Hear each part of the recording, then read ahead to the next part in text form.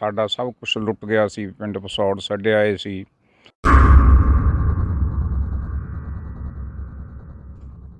ਤੇ ਮੇਰੇ ਮਨ 'ਚ ਸੀ ਕਿਉਂ ਨਾ ਮੈਂ ਜਾ ਕੇ ਆਪਦੇ ਪਿੰਡ ਨੂੰ ਕਨੇਡਾ ਬਣਾਵਾਂ।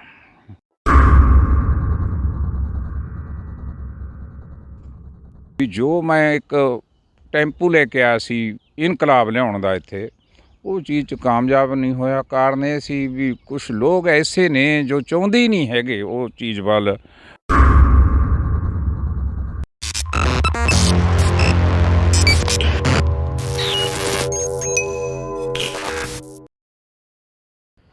सत श्री अकाल दोस्तों, ब्रेव ऐप चैनल ते तुहाडा स्वागत है। मैं जगजीत सिंह। अज असीं पहुंचे हां उस पिंड दे विच जिथों एक जवान वल्लों अपनी पूरी जिंदगी मेहनत मजदूरियां कर करके एक अफसरशाही तक पहुंची अते अगे उन्हां दे किवें जिंदगी लंघी, किद्दां इत्थे तक पहुंचे, असीं उन्हां नाल तुहाडी गल करावांगे। नवाब मोहम्मद जी कमांडेंट तुहाडी गल करवा रहे हैं। हाँ जी सर, सब तो पहला ब्रेव ऐप चैनल ते तुहाडा स्वागत है। Thank you. हाँ जी सर, असीं जानना चाहांगे थोड़ी जिंदगी दे बारे। थोड़ी जिंदगी बचपन तो लेके अज तक किवें रही? देखो, मैं इस पिंड दा ही रोटोला दा जंपल हाँ। इत्थे ही प्राइमरी स्कूल भैणी मैं पढ़िया, हाई स्कूल मलेरकोटले पढ़िया, गौरमेंट कॉलेज मलेरकोटले पढ़िया। पढ़ाई दे नालों नाल मैं स्कूल लेवल तक घरदिआं नूं खेती विच सहायता करदा रहा और कॉलेज दे विच मैं एक कोऑपरेटिव सोसाइटी दी नौकरी करके मैं कुछ अपदा पैसा कमा के पढ़ाई करदा रहा। उहदे नाल मैं कॉलेज दे दिनां विच मैं एथलैटिक्स करदा सी। एथलैटिक्स दे विच खास करके 400 मीटर 800 मीटर। ये एथलैटिक्स प्लस पढ़ाई ते मेहनत दे सदका ही मैं सेंट्रल पुलिस फोर्स दी एक नौकरी च बतौर सब इंस्पैक्टर डायरैक्टर सिलैक्ट होया CISF दे विच। और ये पिंड दे विच सानू मेरे माँ बाप नूं बड़ी गरीबी दे दौर दे विच दी निकलना पिया। कारण ये सी भी ये साडा जद्दी पिंड नहीं है, साडा जद्दी पिंड है पिंड पसौड़, इत्थों 8-9 किलोमीटर। इत्थे आउण दा कारण ते सबब की बनिया, सन 47 दे विच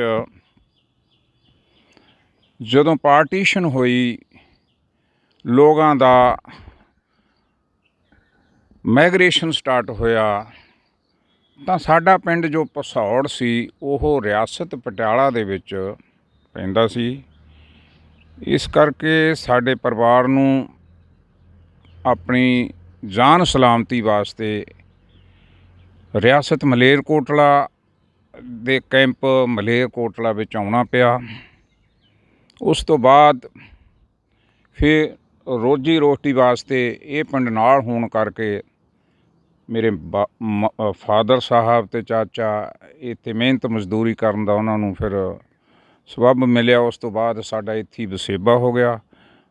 वसेबे तो बाद फिर इत्थे असीं बड़ियां मतलब गरीबी च दिन लंघे, कारण साडा सब कुछ लुट गया सी। पिंड पसौड़ छड्डे आए सी। खाली एक अपनी मेहनत करन दे शरीर सी मेरे परिवार दे। ਉਹ ਗਰੀਬੀ ਫਿਰ ਮੈਨੂੰ ਵੀ ਨਾਲ ਹੀ ਉਹਦੇ ਵਿੱਚ ਸਹਿਯੋਗ ਦੇਣਾ ਪਿਆ। ਉਹ ਗਰੀਬੀ ਵੀ ਹੰਢਾਉਣੀ ਪਈ। ਉਹ ਕਰਦੇ ਕਰਦੇ ਮੈਂ ਪੜ੍ਹਾਈ ਵੀ ਕੀਤੀ। ਇੱਕ ਚੰਗਾ ਸਪੋਰਟਸਮੈਨ ਬਣਨ ਦਾ ਵੀ ਮੈਂ ਉਪਰਾਲਾ ਕਰਦਾ ਰਿਹਾ। ਅੱਛਾ, ਗੱਲ ਕਰੀ ਆਪਾਂ ਜਿੱਦਾਂ ਤੁਸੀਂ ਦੱਸਿਆ ਕਿ ਗਰੀਬੀ ਵੀ ਦੇਖੀ, ਪੜ੍ਹਾਈ ਵੀ ਕੀਤੀ, ਮਤਲਬ ਕਿੱਦਾਂ ਗਰੀਬੀ ਦੇ ਨਾਲ ਨਾਲ ਪੜ੍ਹਾਈ ਕਿੱਥੇ ਕੀਤੀ ਅਤੇ ਕਿਹੜੇ ਸਕੂਲ 'ਚ ਕੀਤੀ, ਕਿਹੜੇ ਪਿੰਡ ਕੀਤੀ, ਅਤੇ ਕਿੱਦਾਂ ਲੱਗਿਆ ਉਸ ਟਾਈਮ ਦੇ ਵਿੱਚ ਤੁਹਾਨੂੰ ਆਪਣੇ ਜ਼ਿੰਦਗੀ ਦਾ ਵੀ ਅੱਗੇ ਜਾ ਕੇ ਮੈਂ ਕੀ ਬਣਨਾ, ਕੀ ਸੋਚਿਆ ਤੁਸੀਂ? देखो, तो मैं दस ही दिता भी प्राइमरी स्कूल तक मेरे ये साढ़े पिंड दे नाल ही एक पिंड है भैणी खुरद, मैं उत्थे पढ़ाई की 5वीं तक, क्योंकि साढ़े पिंड उस टाइम स्कूल नहीं बनया सी कोई भी। फिर 6वीं तो 10वीं तक मैं गौरमेंट स्कूल मलेरकोटला दे विच पढ़ाई की। उस तो बाद ਜਿਹਨੂੰ ਉਸ ਟਾਈਮ ਪ੍ਰੈਪ ਕਹਿੰਦੇ ਤੇ ਜਾਣ ਦੀ 11ਵੀਂ, ਜਿਹੜੀ ਅੱਜ ਕੱਲ੍ਹ +1 ਹੈ। ਉਹ ਫਿਰ ਉਹ ਗੌਰਮੈਂਟ ਕਾਲਜ ਮਲੇਰਕੋਟਲਾ ਤੋਂ ਮੈਂ ਗ੍ਰੈਜੂਏਸ਼ਨ ਕੀਤੀ। ਉਸ ਤੋਂ ਬਾਅਦ ਇੱਥੇ MA ਇਕਨੋਮਿਕਸ ਖੁੱਲ੍ਹੀ, ਉਹਦੇ ਵਿੱਚ ਦਾਖਲਾ ਲਿਆ। ਉਸ ਤੋਂ ਬਾਅਦ ਮੈਂ ਨਾਲ ਹੀ ਨਾਲ ਉਹਦੇ ਐਥਲੈਟਿਕਸ ਕਰਦਾ ਰਿਹਾ, ਔਰ ਕਾਲਜ ਦੇ ਵਿੱਚ ਇਹ ਤੁਹਾਨੂੰ ਮੈਂ ਦੱਸਿਆ ਲਾਗੇ ਦੀਆਂ ਸੁਸਾਇਟੀਆਂ 'ਚ ਸੈਕਟਰੀ ਦਾ ਵੀ ਕੰਮ ਕਰਦਾ ਰਿਹਾ। ਇਸ ਤਰ੍ਹਾਂ ਫਿਰ ਮੈਂ ਮਿਹਨਤ ਕਰਦਾ ਹੋਇਆ, ਗਰੀਬੀ ਦੇ ਵਿੱਚੋਂ ਦੀ ਨਿਕਲਦੇ ਹੋਏ, ਸਾਡੇ ਘਰਦਿਆਂ ਦਾ, ਮੇਰੇ ਮਾਂ-ਬਾਪ ਦਾ ਬਹੁਤ ਬੜਾ ਯੋਗਦਾਨ ਹੈ, ਜਿਨ੍ਹਾਂ ਨੇ ਮੈਨੂੰ ਇੰਨੀ ਗਰੀਬੀ ਦੇ ਬਾਵਜੂਦ ਵੀ ਪੜ੍ਹਾਈ 'ਤੇ ਲਾ ਰੱਖਿਆ। ਜਿੰਨਾ ਕੁ ਉਹਨਾਂ ਦੇ ਵਿੱਚ ਹਿੰਮਤ ਸੀ, ਵਿਚਾਰੇ ਆਪਦੀ ਮੈਨੂੰ ਇਮਦਾਦ ਦਿੰਦੇ ਰਹੇ। ਆਖਰ ਮੈਂ ਇੱਕ ਨੌਕਰੀ 'ਤੇ ਪਹੁੰਚ ਗਿਆ, ਗੌਰਮੈਂਟ ਦੀ ਪੱਕੀ ਨੌਕਰੀ 'ਤੇ। ਇਹ ਸੀ ਮੇਰੀ ਸਟੋਰੀ। ਅੱਗੇ ਗੱਲ ਕਰਾਂਗੇ ਆਪਾਂ ਜੌਬ ਕਰਨ ਦੇ ਦੌਰਾਨ ਤੁਸੀਂ ਕਿੱਥੇ ਤੱਕ ਤਰੱਕੀਆਂ ਕਰਕੇ ਕਮਾਂਡੈਂਟ ਤੱਕ ਪਹੁੰਚੇ, ਤੇ ਅਖੀਰ 'ਚ ਆ ਕੇ ਕਿੰਨਾ ਟਾਈਮ ਉਸ 'ਤੇ ਆਉਣ ਤੋਂ ਬਾਅਦ ਤੁਸੀਂ ਰਿਟਾਇਰਮੈਂਟ ਲੈ ਕੇ ਇਸ ਪਿੰਡ ਵਿੱਚ ਆ ਕੇ ਰਹਿ ਰਹੇ ਹੋ? ਦੇਖੋ, ਮੈਂ 1975 ਵਿੱਚ ਬਤੌਰ ਸਬ ਇੰਸਪੈਕਟਰ ਡਾਇਰੈਕਟ ਸਿਲੈਕਟ ਹੋਇਆ ਸੀ।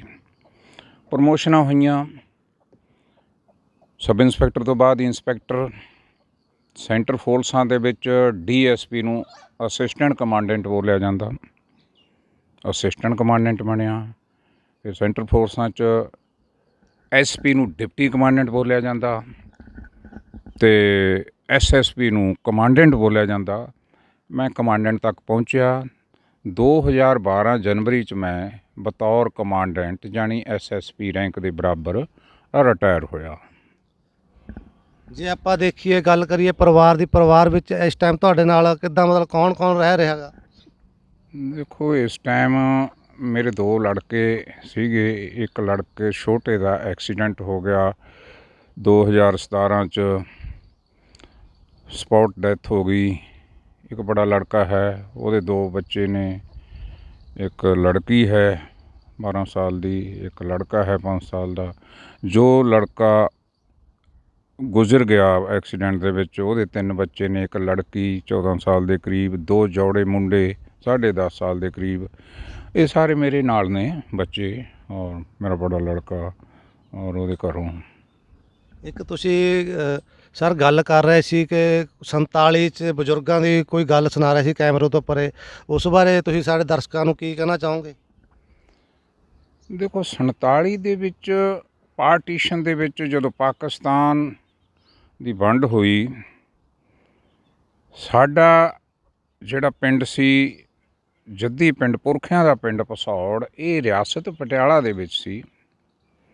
ਆਮ ਲੋਕਾਂ ਨੂੰ ਪਤਾ ਹੀ ਹੋਣਾ ਬਈ ਸਿਰਫ ਇੱਕ ਮਲੇਰਕੋਟਲੇ ਦੇ ਵਿੱਚ ਕੋਈ ਹਲਚਲ ਨਹੀਂ ਸੀ, ਮਾਰਾਕਾਟ ਨਹੀਂ ਸੀ ਮੁਸਲਮਾਨਾਂ ਦੀ, ਕਿਉਂ ਇਹ ਵਰਦਾਨ 10ਵੇਂ ਪਾਤਸ਼ਾਹ ਨੇ ਇੱਕ ਦਿੱਤਾ ਸੀ। ਜਦੋਂ ਉਹਨਾਂ ਦੇ ਛੋਟੇ ਸਾਹਿਬਜ਼ਾਦਿਆਂ ਨੂੰ ਸਰਹੰਦ ਦੀਆਂ ਨੀਹਾਂ ਦੇ ਵਿੱਚ ਚਿਣਾਇਆ ਗਿਆ, ਉਹਨਾਂ ਨੂੰ ਪਤਾ ਚੱਲਿਆ ਕਿ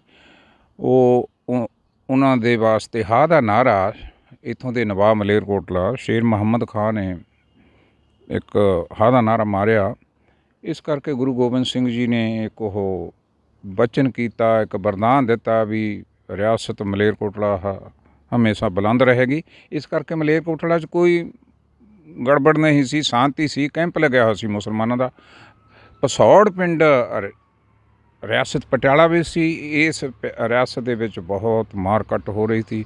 ਉਹ ਆਪਦੀ ਜਾਨ ਸਲਾਮਤੀ ਵਾਸਤੇ, ਜਾਂ ਇਹ ਵੀ ਸੀ ਵੀ ਇੱਥੋਂ ਪਾਕਿਸਤਾਨ ਜਾਣਾ ਹੋਊਗਾ, ਅਤੇ ਮਲੇਰਕੋਟਲੇ ਕੈਂਪ 'ਚ ਆਏ। ਉੱਥੋਂ ਭਸੌੜ ਤੋਂ ਆਉਣ ਦਾ ਕਾਰਨ ਮਲੇਰਕੋਟਲੇ ਕੈਂਪ 'ਚ ਕੁਛ ਦਿਨ ਰਹੇ।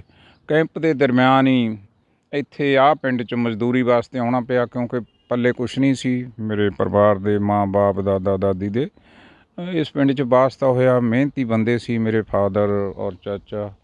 ਉਹ ਫਿਰ ਇੱਥੇ ਵਸੇਬਾ ਹੋ ਗਿਆ ਮੇਰੇ ਫਾਦਰ ਦਾ। ਮੇਰਾ ਚਾਚਾ ਤਾਂ ਵਾਪਸ ਭਸੌੜ ਚਲਾ ਹੀ ਗਿਆ ਜਦੋਂ ਸ਼ਾਂਤੀ ਹੋ ਗਈ। ਮੇਰਾ ਫਾਦਰ ਇੱਥੇ ਰਿਹਾ, ਇੱਥੇ ਅਸੀਂ ਪੈਦਾ ਹੋਏ, ਇੱਥੇ ਅਸੀਂ ਪੜ੍ਹੇ, ਅਸੀਂ ਇੱਥੇ ਆਪਦਾ ਠੀਕ ਠਾਕ ਰਹੇ ਹਾਂ। ਇਹ ਕਾਰਨ ਸੀ। ਸਰ ਅਸੀਂ ਦੇਖ ਰਹੇ ਹਾਂ ਜਿੱਦਾਂ ਤੁਸੀਂ ਆ ਕੇ ਇਸ ਪਿੰਡ ਦੇ ਵਿੱਚ ਰਹੇ ਹੋ, ਬਹੁਤ ਵਧੀਆ ਮਕਾਨ ਪਾਇਆ, ਪਾਰਕ ਬਣਾਇਆ ਪਿੱਛੇ ਕੋਠੀ ਦੇ, ਤੇ ਬਹੁਤ ਵਧੀਆ ਜਾਨਵਰ ਰੱਖੇ ਹੋਏ ਨੇ।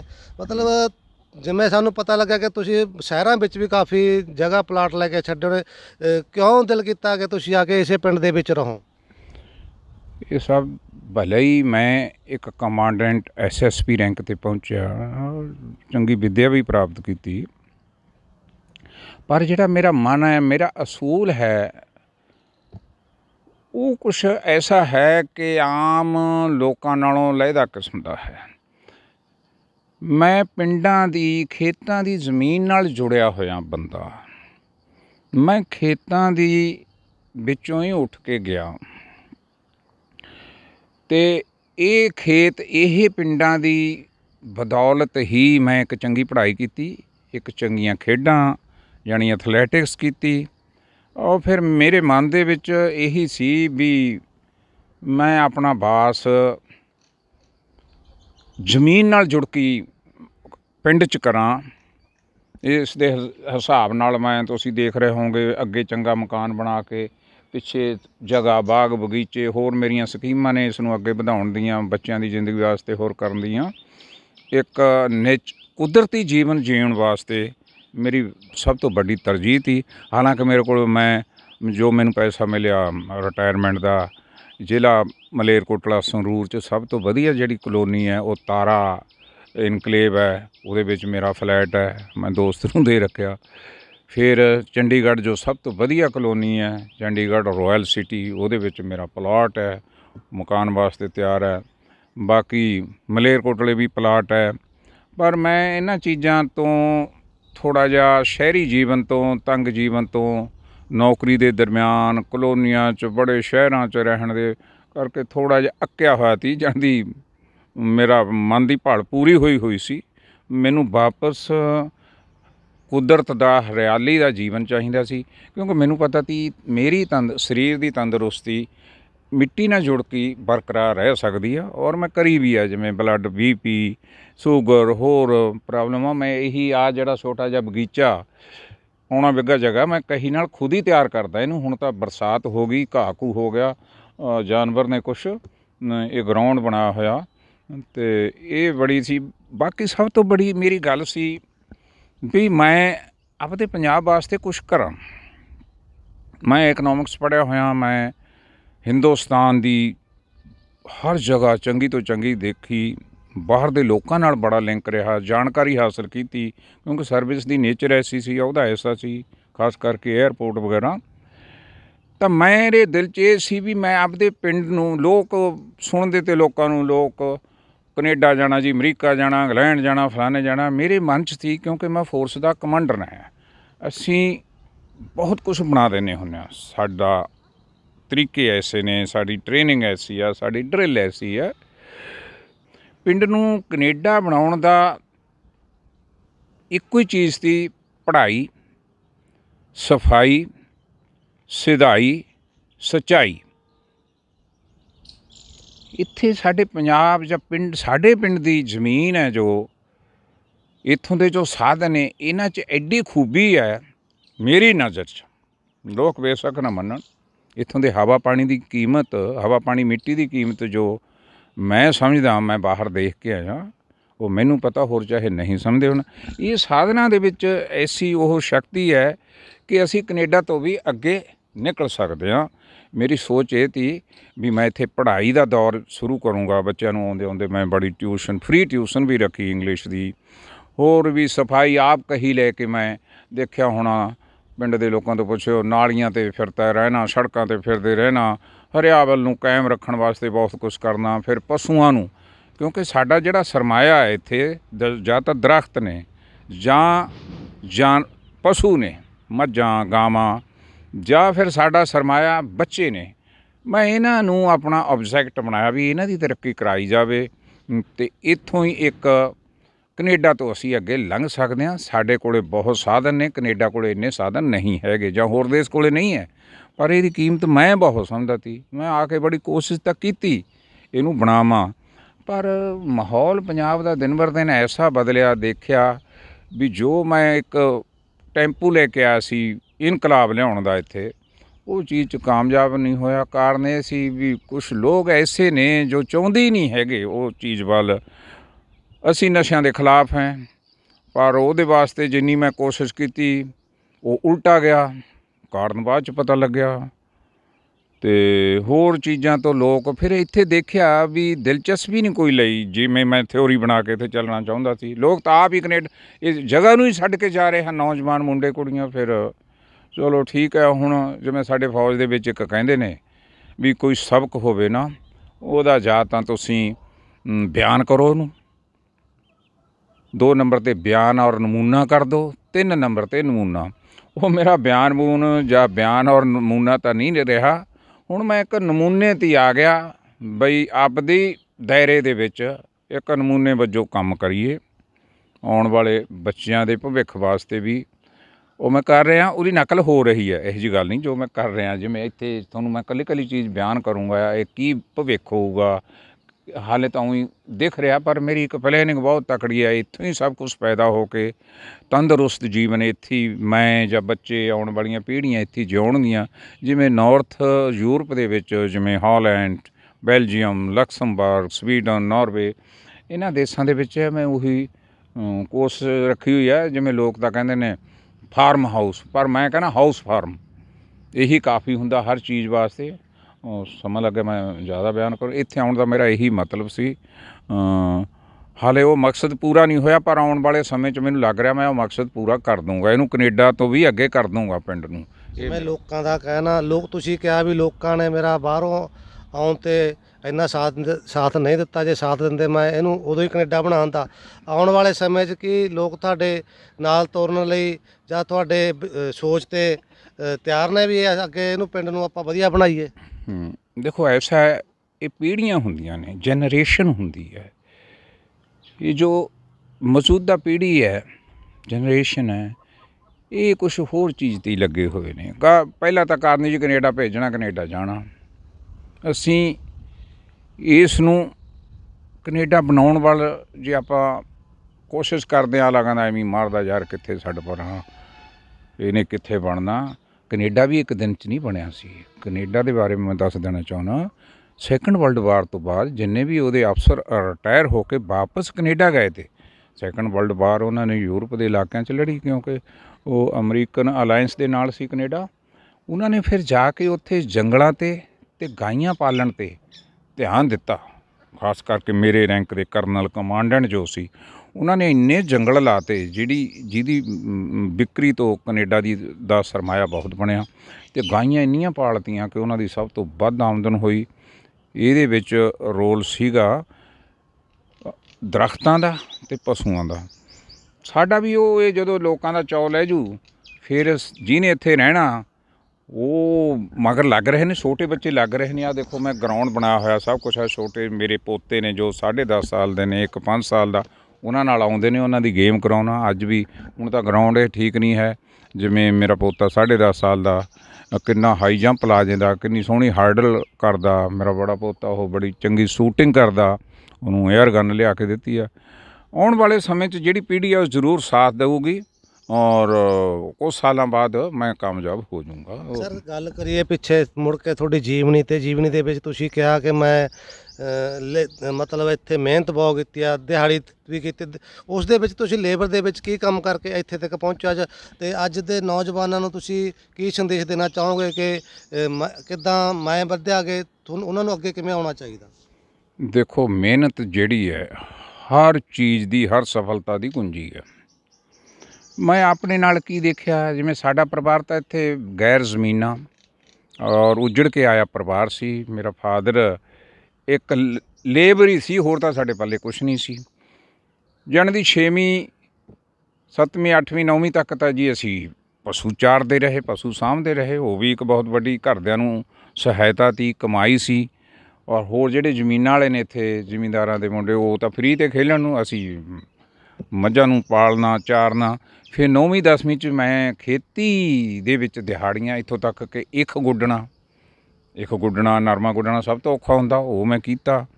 ਫਿਰ ਕਾਲਜ ਦੇ ਵਿੱਚ ਮੈਂ ਚਲਾ ਗਿਆ, ਤੁਹਾਨੂੰ ਮੈਂ ਦੱਸਾਂ, ਘਰ ਦੀ ਠੇਕੇ ਦੀ ਖੇਤੀ, ਉਹਦੇ ਵਿੱਚ ਸਹਾਇਤਾ ਕਰਨਾ। ਮੈਂ ਸੁਸਾਇਟੀਆਂ ਦਾ ਸੈਕਟਰੀ ਰਿਹਾ, ਉਹ ਮੇਰੀ ਆਮਦਨ ਸੀ ਚੰਗੀ। ਉਹਦੇ ਨਾਲ ਮੈਂ ਚੰਗੀ ਐਥਲੈਟਿਕਸ ਵੀ ਕਰਦਾ ਰਿਹਾ, ਖਰਚਾ ਕਰਦਾ ਰਿਹਾ। ਇਸ ਤਰ੍ਹਾਂ ਦਾ ਜੀਵਨ ਰਿਹਾ। ਮਤਲਬ ਪੜ੍ਹਾਈ ਤਾਂ ਹੁਣ ਅੱਜ ਤਾਂ ਕਾਰਾਂ 'ਚ ਘੁੰਮਦੇ ਹਾਂ, ਬੱਚੇ ਵੀ ਉਸ ਤੋਂ ਬਿਨਾਂ ਗੱਲ ਨਹੀਂ ਕਰਦੇ। ਅਸੀਂ ਪੈਦਲ ਮਲੇਰਕੋਟਲੇ ਜਾਂਦੇ ਰਹੇ, ਨੰਗੇ ਪੈਰੀਂ ਜਾਂਦੇ ਰਹੇ ਪੜ੍ਹਾਈ ਵਾਸਤੇ।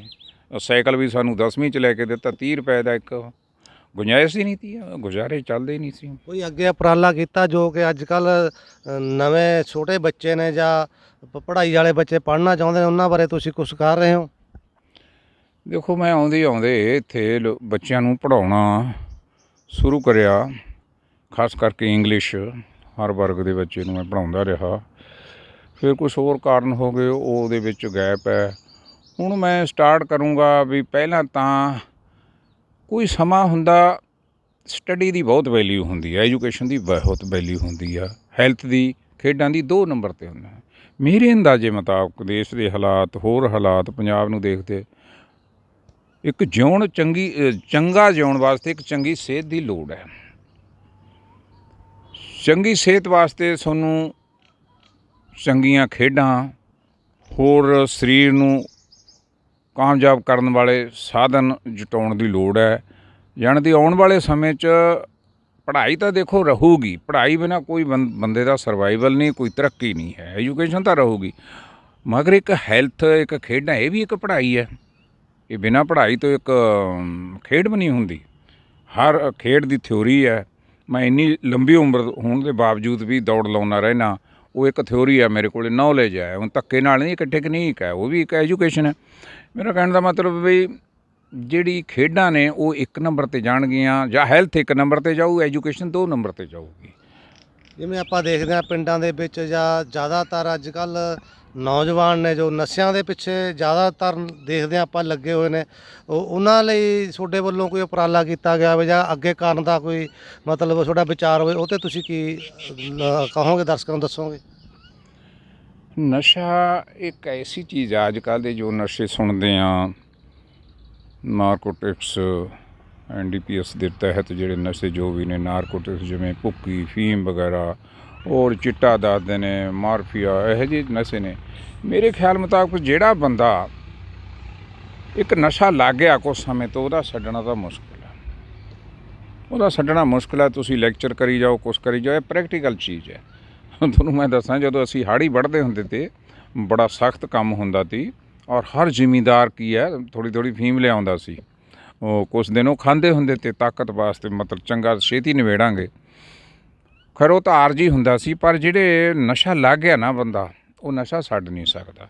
ਇਹ ਤਾਂ ਮੈਂ ਇਹ ਚਾਹੂੰਗਾ ਵੀ ਸਰਕਾਰ ਉਹਨਾਂ ਦੇ ਕੋਈ ਕੈਂਪ ਲਾ ਕੇ, ਉਹਨਾਂ ਦੇ ਡੀ ਐਡਿਕਸ਼ਨ ਸੈਂਟਰ ਬਣਾ ਕੇ ਉੱਥੇ ਉਹਨਾਂ ਦਾ ਇਲਾਜ ਕਰੇ। ਜਿਹੜੇ ਗਰੀਬ ਨੇ ਵਿਚਾਰੇ, ਉਹਨਾਂ ਦੇ ਘਰਦਿਆਂ ਨੂੰ ਕੋਈ ਪੈਸੇ ਦੀ ਇਮਦਾਦ ਦੇਵੇ ਤਾਂ ਕਿ ਉਹਨਾਂ ਦੇ ਬੱਚਿਆਂ ਨੂੰ ਕੁਛ ਮਿਲੇ। ਅਤੇ ਇਹ ਤਾਂ ਗੌਰਮੈਂਟ ਵੱਡਾ ਉਪਰਾਲਾ ਕਰੇ ਤਾਂ ਇਹ ਨਸ਼ੇ ਤੋਂ ਨਿਜਾਤ ਪਾਈ ਜਾ ਸਕਦੀ ਹੈ। ਜਾਂ ਫਿਰ ਇੱਕ ਤਰੀਕਾ ਅਸੀਂ ਦੇਖਿਆ, ਇਹਨੂੰ ਹੋਰ ਖੁੱਲ੍ਹਾ ਕਰ ਦਿਓ, ਖਾ ਲਓ ਤੁਸੀਂ, ਫਿਰ ਆਪ ਹੀ ਹਟ ਜਾਣਗੇ। ਇਹ ਜਿਵੇਂ ਵੀ ਮਰਜ਼ੀ ਲਾ ਲਓ, ਚਾਹੇ ਤਾਂ ਹਟਾਉਣਗੇ, ਹਟਾਵੇ ਸਰਕਾਰ, ਚਾਹੇ ਲਾਵੇ ਸਰਕਾਰ, ਮਗਰ ਅੱਜ ਤੋਂ 5, 7, 8, 10 ਸਾਲ ਬਾਅਦ ਜਿਹੜੀ ਨਵੀਂ ਪੀੜ੍ਹੀ ਹੈ ਨਾ, ਅੱਜ 13, 14 ਸਾਲ ਤੋਂ ਥੱਲੇ, ਉਹ ਨਸ਼ਾ ਨਹੀਂ ਲੱਗੂਗੀ। ਉਹ ਬੜੀ ਤੰਦਰੁਸਤ, ਬੜੀ ਸਾਫ ਸੁਥਰੀ ਪੀੜ੍ਹੀ ਹੋ ਜੂਗੀ। ਉਹੀ ਐਕਟਿਵ ਹੋਊਗੀ, ਉਹੀ ਪੀੜ੍ਹੀ ਸਾਨੂੰ ਵਿਜ਼ੀਬਲ ਹੋਊਗੀ, ਦਿਖਾਈ ਦੇਊਗੀ। ਉਹ ਪੀੜ੍ਹੀ ਨਾਲ ਹੀ ਅਸੀਂ ਪੰਜਾਬ ਨੂੰ ਮੇਰੀ ਜਿਹੜੀ ਆਸਾ ਲਾ ਕੇ ਬੈਠਾ ਆਪਣੀ ਨਜ਼ਰ ਮੁਤਾਬਕ, ਜਿਹੜੇ ਅੱਜ 13 ਸਾਲ ਤੱਕ ਦੇ ਬੱਚੇ ਨੇ, ਉਹ ਸਾਫ ਸੁਥਰੇ ਜਾ ਰਹੇ ਨੇ ਇਹ ਨਸ਼ੇ ਵੱਲ ਨੂੰ। ਮਾੜੀ ਮੋਟੀ ਪੜ੍ਹਾਈ ਚਾਹੇ ਪਬਲਿਕ ਸਕੂਲਾਂ 'ਚ ਕਰ ਰਹੇ ਨੇ, ਚਾਹੇ ਸਰਕਾਰੀ ਸਕੂਲਾਂ 'ਚ ਕਰ ਰਹੇ ਨੇ, ਉਹਦੇ 'ਚ 99% ਬੱਚੇ ਠੀਕ ਜਾ ਰਹੇ ਨੇ। ਆਸ਼ਾ ਹੈ ਇਹ ਬਿਨਾਂ ਨਸ਼ੇ ਤੋਂ ਜਵਾਨ ਹੋਣਗੇ, ਔਰ ਅਗਲੀ ਜ਼ਿੰਦਗੀ ਵੀ ਬਿਨਾਂ ਨਸ਼ੇ ਤੋਂ। ਉਦੋਂ ਇਹ ਹੋ ਸਕਦਾ। ਮੈਂ ਸਿਹਤ ਤੱਕ ਕੀ ਦੇਣੀ ਹੈ, ਜਿਹੜਾ ਨਸ਼ਾ ਲੱਗ ਗਿਆ ਮੇਰੇ ਖਿਆਲ ਮੈਂ ਉਹ ਛੱਡਦਾ ਨਹੀਂ ਹੈ। ਸਰ, ਗੱਲ ਤੁਸੀਂ ਜਿੱਦਾਂ ਕੀਤੀ ਆ ਪੜ੍ਹਾਈ ਦੀ, ਪੜ੍ਹਾਈ ਨੂੰ ਆਪਾਂ ਦੇਖੀਏ, ਪੜ੍ਹੀ ਜਾਂਦੇ ਨੇ, ਵਧੀਆ ਪੜ੍ਹਦੇ ਨੇ, ਵਧੀਆ ਸਕੂਲਾਂ 'ਚ ਪੜ੍ਹਦੇ ਨੇ, ਆਪਣੇ ਪਿੰਡਾਂ ਦੇ ਵੀ ਸ਼ਹਿਰਾਂ ਦੇ, ਪਰ ਪੜ੍ਹ ਕੇ ਬਾਹਰ ਕੈਨੇਡਾ, ਅਮਰੀਕਾ ਚਲੇ ਜਾਂਦੇ ਨੇ। ਆਪਾਂ ਨੂੰ ਉਸ ਪੜ੍ਹਾਈ ਦਾ ਕੋਈ, ਆਪਣੇ ਪੰਜਾਬ ਨੂੰ ਜਾਂ ਹਿੰਦੁਸਤਾਨ ਨੂੰ ਆਪਾਂ ਨੂੰ ਕੀ ਫਾਇਦਾ ਉਸ ਦਾ? ਦੇਖੋ, ਸਾਡਾ ਜਿਹੜਾ ਕਲਚਰ ਇੱਕ ਬਣਿਆ ਹੋਇਆ ਨਾ, ਸਾਡੀ ਪੜ੍ਹਾਈ ਦਾ, ਅੰਗਰੇਜ਼ ਦੇ ਟਾਈਮ ਤੋਂ ਜੋ ਸਟਾਰਟ ਹੋਈ, ਕੁਛ ਵੀ ਪੜ੍ਹੋ, ਚਾਹੇ 10ਵੀਂ ਪੜ੍ਹੋ, ਚਾਹੇ BA ਕਰੋ, ਚਾਹੇ MA ਕਰੋ, ਵੀ ਸਰਕਾਰੀ ਨੌਕਰੀ ਮਿਲ ਜੇ। ਹੁਣ ਜਿਹੜਾ ਦੌਰ ਚੱਲ ਰਿਹਾ, ਇੱਕ ਤਾਂ ਸਰਕਾਰ ਹੀ ਨਹੀਂ ਕੋਸ਼ਿਸ਼ ਕਰਦੀ ਨੌਕਰੀਆਂ ਪੈਦਾ ਕਰਨ ਦੀ। ਇੱਥੋਂ ਤੱਕ ਆਰਮੀ, ਪੈਰਾਮਿਲਟਰੀ ਫੋਰਸਿਸ ਦੀਆਂ ਵੈਕੈਂਸੀਆਂ ਖਾਲੀ ਪਈਆਂ ਰਹਿੰਦੀਆਂ ਨੇ, ਕਈ ਸਾਲ ਭਰਤੀ ਨਹੀਂ ਹੁੰਦੀ। ਆ ਹੁਣ ਕਰ ਰਹੇ ਨੇ। ਲੋਕਾਂ ਨੂੰ ਪੜ੍ਹਾਈ ਦਾ ਮਤਲਬ ਸਾਡੇ ਲੋਕ ਸਮਝਦੇ ਨੇ ਬਈ ਨੌਕਰੀ, ਸਰਕਾਰੀ ਨੌਕਰੀ। ਉਹ ਇੱਥੇ ਮਿਲਦੀ ਨਹੀਂ, ਲੋਕ ਬਾਹਰ ਨੂੰ ਜਾ ਰਹੇ ਨੇ, ਕੈਨੇਡਾ ਨੂੰ ਜਾ ਰਹੇ ਨੇ। ਪਰ ਇੱਕ ਗੱਲ ਮੈਂ ਦੱਸਦਾ, ਇਹ ਸਾਡੀਆਂ ਜਿਹੜੀਆਂ ਨੌਕਰੀਆਂ ਇਹ ਅੰਗਰੇਜ਼ ਨੇ ਪੈਦਾ ਕੀਤੀਆਂ ਹੋਈਆਂ ਸੀ ਆਪਦੇ ਮਤਲਬ ਨੂੰ, ਸਰਕਾਰੀ ਨੌਕਰੀਆਂ। ਇਹ ਦੌਰ ਬਦਲ ਗਿਆ। ਹੁਣ ਤੁਸੀਂ ਯੂਰਪ, ਖਾਸ ਕਰਕੇ ਇੰਗਲੈਂਡ 'ਚ ਵੀ ਦੇਖੋ, ਕੋਈ ਸਰਕਾਰੀ ਨੌਕਰੀ ਨਹੀਂ ਹੈ ਫਾਲਤੂ। ਹਾਂ, ਲਿਮਟਡ ਜੀ ਪੁਲਿਸ ਹੈ, ਲਿਮਟਡ ਜੀ ਫੌਜ ਹੈ, ਮੈਜਿਸਟ੍ਰੇਟ ਹੈ, ਜਾਂ ਇੱਕ ਅੱਧਾ ਹੋਰ ਨਹੀਂ, ਸਭ ਪ੍ਰਾਈਵੇਟੇਸ਼ਨ ਹੈ। ਅਤੇ ਨੌਕਰੀ ਇੱਥੇ ਵੀ ਪ੍ਰਾਈਵੇਟੇਸ਼ਨ ਹੋਣਾ, ਇੱਥੇ ਪ੍ਰਾਈਵੇਟੇਸ਼ਨ ਵੀ ਘੱਟ ਹੀ ਰਹੂਗਾ। ਹਰੇਕ ਬੰਦੇ ਨੇ ਆਪਦੇ ਰੁਜ਼ਗਾਰ ਦਾ ਸਾਧਨ ਖੁਦ ਬਣਾਉਣਾ। ਐਜੂਕੇਸ਼ਨ ਫਿਰ ਵੀ ਰਹੇਗੀ ਜ਼ਰੂਰੀ। ਐਜੂਕੇਸ਼ਨ ਤੋਂ ਬਿਨਾਂ ਤੁਸੀਂ, ਮੈਂ ਕਹਿੰਦਾ, ਖਾਣਾ ਵੀ ਨਹੀਂ ਖਾ ਸਕਦੇ। ਉਹਦਾ ਵੀ ਇੱਕ ਐਜੂਕੇਸ਼ਨ ਹੈ ਖਾਣਾ ਖਾਣ ਦੀ। ਅਤੇ ਬਾਹਰ ਜਾਣ ਦਾ ਤਾਂ ਇਹੀ ਹੈ। ਪਰ ਨੌਕਰੀ ਤਾਂ ਇੱਥੇ ਪੱਕੀ ਸਰਕਾਰੀ ਨਹੀਂ ਹੋ ਸਕਦੀ, ਕਿਉਂਕਿ ਟ੍ਰੈਂਡ ਬਦਲ ਗਿਆ, ਦੌਰ ਖ਼ਤਮ ਹੋ ਗਿਆ। ਨੌਕਰੀਆਂ ਤਾਂ ਹਰੇਕ ਬੱਚੇ ਨੇ, ਹਰੇਕ ਬੰਦੇ ਨੇ ਆਪ ਪੈਦਾ ਕਰਦੇ ਨੇ। ਹੁਣ ਮੇਰਾ ਬੜਾ ਲੜਕਾ ਦੇਖੋ, ਹਾਲਾਂਕਿ ਮੇਰੇ ਬੱਚੇ ਇੱਕ ਚੰਗੀਆਂ ਨੌਕਰੀਆਂ 'ਤੇ ਹੋਣੇ ਚਾਹੀਦੇ ਤੇ, ਪਰ ਨਹੀਂ, ਕੁਛ ਖਿਆਲ, ਕੁਛ ਨੌਕਰੀਆਂ ਇੱਧਰ ਜਾਣਾ, ਉੱਧਰ ਪੋਸਟਿੰਗ। ਸਮਾਂ ਨਿਕਲ ਗਿਆ, ਓਵਰ ਏਜ ਹੋ ਗਏ, ਪੰਜਾਬ ਦੀ ਨੌਕਰੀ ਮੰਗਦੇ। ਅੱਜ ਉਹਨੇ ਵਿਚਾਰੇ ਨੇ ਖੁਦ ਕੰਮ ਕਰ ਰਿਹਾ ਹੈ, ਛੋਟੀ ਮੋਟੀ 5, 7, 10 ਬੰਦਿਆਂ ਨੂੰ ਖੁਦ ਨੌਕਰੀ ਦਿੱਤੀ ਹੋਈ ਆ। ਅਤੇ ਉਹੋ ਜਿਹੇ ਚੀਜ਼ਾਂ ਤੁਸੀਂ ਪੈਦਾ ਕਰਨੀਆਂ ਨੇ, ਔਰ ਹੋਣਗੀਆਂ, ਨਹੀਂ ਤਾਂ ਬੰਦੇ ਦਾ ਸਰਵਾਈਵਲ ਨਹੀਂ ਹੈ। ਗੱਲ ਕਰਾਂਗੇ ਸਰ ਲਾਸਟ 'ਤੇ ਆ ਕੇ। ਤੁਸੀਂ ਆਪਣੇ ਜੀਵਨ ਦੇ ਬਾਰੇ ਵੀ ਦੱਸਿਆ, ਸਭ ਕੁਝ ਦੱਸਿਆ। ਅਤੇ ਅੱਜ ਕੱਲ੍ਹ ਦੇ ਨੌਜਵਾਨਾਂ ਨੂੰ ਤੁਸੀਂ ਕੀ ਸੰਦੇਸ਼ ਦੇਣਾ ਚਾਹੋਗੇ ਵੀ ਕਿੱਦਾਂ ਕਰਕੇ ਉਹਨਾਂ ਨੂੰ ਨੌਕਰੀਆਂ ਮਤਲਬ ਲੈਣੀਆਂ ਚਾਹੀਦੀਆਂ ਨੇ? ਅਤੇ ਤੁਹਾਡੇ ਵੱਲ ਦੇਖ ਕੇ ਜਾਂ ਤੁਹਾਡੀ ਗੱਲ ਕਰੀਏ, ਜਿਵੇਂ ਤੁਸੀਂ ਮਿਹਨਤ ਮਜ਼ਦੂਰੀ ਕਰਕੇ ਪੜ੍ਹਾਈ ਕੀਤੀ, ਇੱਥੇ ਤੱਕ ਪਹੁੰਚੋ, ਆਮ ਦਰਸ਼ਕਾਂ ਨੂੰ ਜਾਂ ਆਮ ਨੌਜਵਾਨ ਮੁੰਡਿਆਂ ਨੂੰ ਕੀ ਸੰਦੇਸ਼ ਦੇਣਾ ਚਾਹੋਗੇ? ਦੇਖੋ ਜੀ, ਪਹਿਲਾਂ ਤਾਂ ਹਰੇਕ ਬੱਚੇ ਦਾ, ਨੌਜਵਾਨ ਦਾ ਕੰਮ ਹੈ ਕਿ ਐਜੂਕੇਸ਼ਨ ਚੰਗੇ ਤਰੀਕੇ ਨਾਲ ਲੈਣੀ। ਕੋਈ ਵੀ ਐਜੂਕੇਸ਼ਨ, ਕੋਈ ਵੀ ਸਬਜੈਕਟ ਹੈ। ਇਹ ਨਹੀਂ ਹੈ ਵੀ ਕੋਈ ਕਹਿੰਦੇ ਨੇ ਜੀ ਇਹਨੇ ਮੈਡੀਕਲ ਲੈ ਲਿਆ ਨੇ, ਫਲਾਣਾ। ਮੈਂ ਕਹਿੰਦਾ ਤੁਸੀਂ ਪੰਜਾਬੀ ਵੀ ਲੈ ਲਓ, ਪਰ ਉਹ ਸਹੀ ਤਰੀਕੇ ਨਾਲ ਪੜ੍ਹੋ। ਉਹਦੇ ਨਾਲ ਨਾਲ ਤੁਸੀਂ ਸਿਹਤ ਨੂੰ ਮੇਨਟੇਨ ਕਰਨਾ। ਸਿਹਤ ਕੋਈ ਮੱਖਣੀ ਬਦਾਮ ਖਾ ਕੇ ਮੇਨਟੇਨ ਨਹੀਂ ਹੁੰਦੀ। ਮੈਂ ਐਥਲੈਟਿਕਸ ਕਰੀ ਹੈ, ਗਰੀਬੀ ਨਾਮ ਹੈ। ਗਰੀਬੀ ਦੌੜ ਦੇ ਵਿੱਚ 400 ਮੀਟਰ ਦੀ ਦੌੜ ਸਭ ਤੋਂ ਔਖੀ ਹੁੰਦੀ ਹੈ। ਪਰ ਇੱਕ ਮਿਹਨਤ ਲਗਾਤਾਰ, ਇੱਕ ਟੈਕਨੀਕ ਬਹੁਤ ਕੰਮ ਦਿੰਦਾ। ਸਿਹਤ ਨੂੰ ਤੁਸੀਂ ਮਿਹਨਤ, ਪਰਹੇਜ਼ ਸੰਭਲ ਕੇ ਰੱਖਣਾ। ਜਦੋਂ ਤੁਹਾਡੇ ਕੋਲ ਇੱਕ ਚੰਗੀ ਸਿਹਤ ਹੋ ਗਈ, ਚਾਹੇ ਚੰਗੀ ਐਜੂਕੇਸ਼ਨ ਹੋ ਗਈ, ਨੌਕਰੀ ਮਿਲੂਗੀ, ਠੀਕ ਹੈ। ਨਹੀਂ ਤਾਂ ਪ੍ਰਾਈਵੇਟ ਲੱਗ ਜਾਓ। ਨਹੀਂ ਪ੍ਰਾਈਵੇਟ ਲੱਗਦੇ, ਜੇ ਤੁਹਾਡੇ ਕੋਲ ਦੋਨੇ ਚੀਜ਼ਾਂ ਨੇ, ਇਹ ਨਸ਼ਿਆਂ ਤੋਂ ਦੂਰ ਹੋ, ਮਿਹਨਤ ਕਰਨ ਦਾ ਤੁਹਾਡੇ ਅੰਦਰ ਖੂਬੀ ਹੈ, ਆਪਦਾ ਕੋਈ ਵੀ ਕੰਮ ਸਟਾਰਟ ਕਰ ਲਓ। ਹੁਣ ਮੈਂ ਇੱਥੇ ਇੱਕ ਬੜਾ ਤਰੀਕੇ ਨਾਲ ਕੰਮ ਸ਼ੁਰੂ ਕਰ ਰੱਖਿਆ। ਜੋ ਜਾਨਵਰ ਦੇਖਦੇ ਨੇ, ਉਹ ਇੱਕ ਪੋਲਟਰੀ ਦਾ ਖੁੱਡਾ ਜਿਹਾ।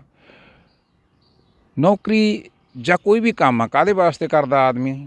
ਚੰਗੀ ਜ਼ਿੰਦਗੀ ਵੀ, ਖਾਣਾ ਪੀਣਾ, ਪਹਿਨਣਾ, ਮਕਾਨ ਬਣਾਉਣੇ, ਕਾਰਾਂ ਕੋਠੀਆਂ ਲੈਣੀਆਂ।